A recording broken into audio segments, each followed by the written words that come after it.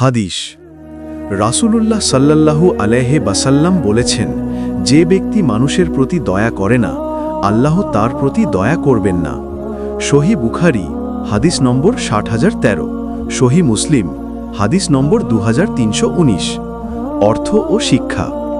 এই হাদিসটি মানবতার অন্যতম মূল শিক্ষা বহন করে, দয়া ও সহানুভূতি।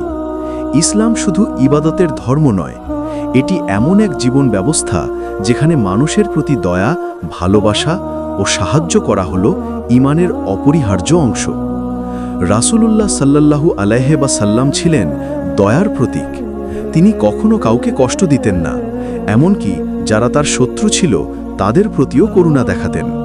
একবার এক বৃদ্ধা প্রতিদিন রাস্তার ধারে আবর্জনা ফেলতেন।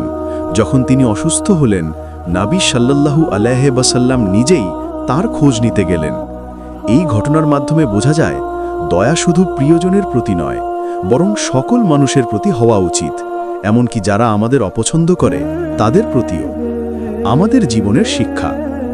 আজকের সমাজে আমরা প্রায়ই দেখি মানুষ সামান্য বিষয়েও রাগে ফেটে পড়ে, কটু কথা বলে বা প্রতিশোধ নিতে চায়।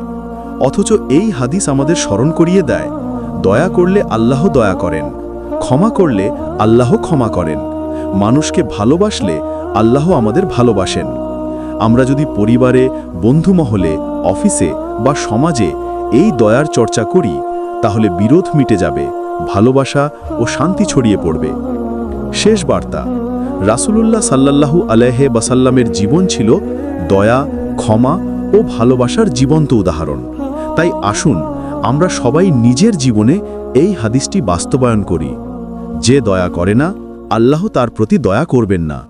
আল্লাহ যেন আমাদের সবাইকে দয়ালু ও পরোপকারী বানান। আমিন।